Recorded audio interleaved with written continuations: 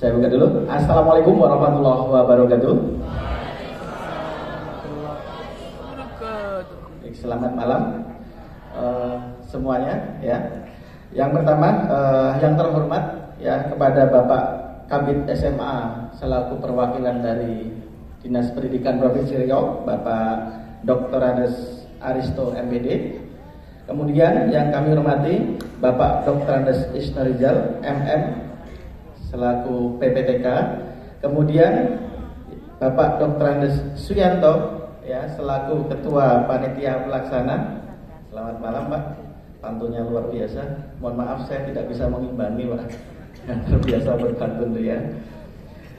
Kemudian Ketua MKKS SMK negeri ataupun swasta di Provinsi Riau yang berkesempatan hadir pada malam hari ini, Bapak Ibu Kepala Sekolah SMK negeri ataupun SMK swasta di Provinsi Riau yang juga berkesempatan hadir selama ini, dan juga yang kami banggakan, kami hormati rekan-rekan Bapak Ibu Dewan Juri ya pada kegiatan LKS 2022. Saya mohon izin ini lebih tepatnya mungkin sok mewakili gitu ya dari Bapak Ibu semuanya ya, karena tadi siang diminta oleh panitia pokoknya nanti mewakili Dewan Juri untuk memberikan kesan dan pesan. Ya sudah, nanti kita menyampaikan apa yang kita rasakan saja seperti itu.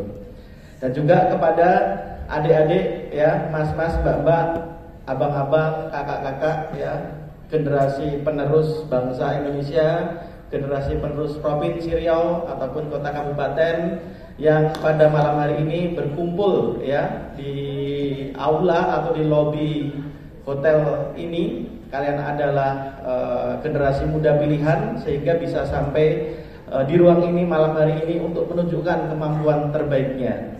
Ya, menang kalah nanti tidak masalah ya, tapi yang paling penting di situ adalah pengalaman, nilai plus yang bisa kalian dapatkan dalam mengikuti kegiatan LKS 2022 ini.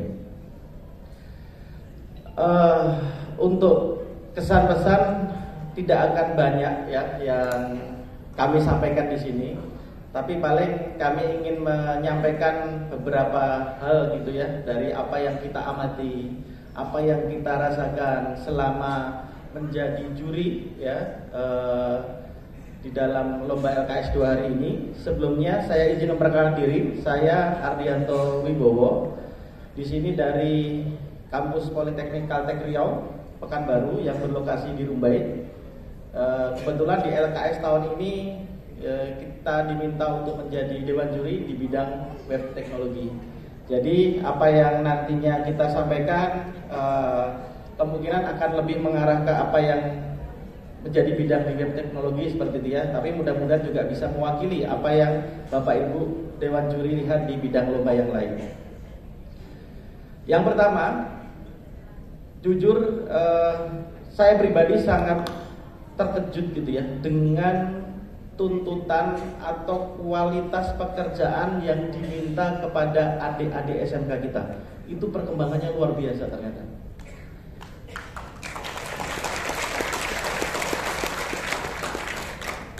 Kalau flashback, saya memang bukan hal baru mungkin ya jadi juri di LKS, karena sudah terlibat jadi juri di LKS itu sekitar tahun kalau nggak salah 2009 atau 2010 mungkin dulu ya, pas awal-awal datang ke Pekanbaru dulu. Nah, kalau kita membicarakan web teknologi di masa itu, memang waktu itu fokusnya masih sekedar bagaimana kita bisa mendesain sebuah halaman web, itu sudah cukup dalam waktu 2 hari. Jadi satu proyek dikerjakan dalam waktu 2 hari. Nah, kemudian memang tidak setiap tahun saya sendiri mengikuti LKS gitu ya, karena beberapa pertimbangan, terbatas kegiatan yang lain dan segala macamnya. Terakhir kalau nggak salah di 2018 waktu itu. Nah, di 2022 ini kembali bergabung, dan ternyata apa yang saya lihat di standar penilaian sudah jauh berbeda dengan 4 tahun yang lalu. Kalau dulu satu proyek cukup dikerjakan dalam waktu 2 hari, itu rasanya sangat ideal sekali. Kalau sekarang ternyata nasional sudah mengubah standarnya. 3 proyek yang berbeda dikerjakan dalam waktu 2 hari.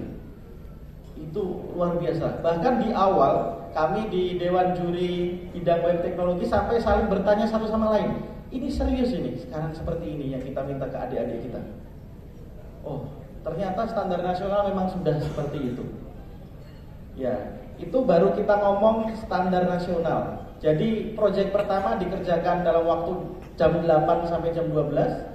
Proyek yang kedua dengan produk yang benar-benar berbeda dikerjakan dari jam setengah 2 ya sampai jam 5. Kemudian hari kedua mengerjakan proyek ketiga dengan produk yang benar-benar berbeda dari jam 8 sampai jam 4 sore.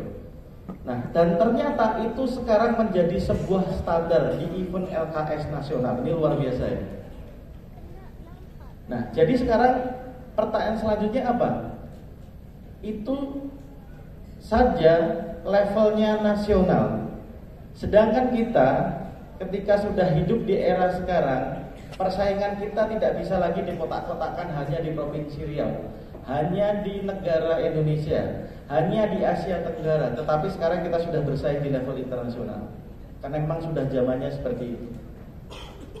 Nah, apalagi kita misalkan kita berkaca gitu ya dengan negara di luar sana. Ya mungkin sedikit cerita karena kebetulan sekarang kita sedang menjalankan kerjasama dengan salah satu perusahaan dari Korea Selatan, kampus PCR sedang bekerja sama. Dari situ kita banyak ngomong dengan para opa-opa Korea di sana terkait standarisasi di bidang IT gitu ya. Ternyata dari cerita mereka, anak-anak sejak usia dini di SD, di SMP, mereka sudah harus dituntut untuk belajar logika berpikir, computational thinking, logika berpikir. Kenapa kalau tidak seperti itu? Jadi di negara maju seperti Korea Selatan, kemampuan seperti itu sudah menjadi kemampuan dasar. Seperti kalau kita anak-anak Indonesia belajar Pancasila, belajar agama, di mana semuanya mempelajari. Tidak hanya orang-orang yang nantinya ingin bekerja di bidang IT.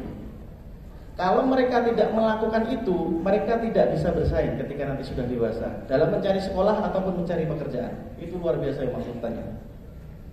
Nah, jadi melihat kondisi seperti itu, ini memang pada akhirnya menjadi tantangan buat kita semua, gitu ya. Nah, salah satunya ini luar biasa, Mbak RK.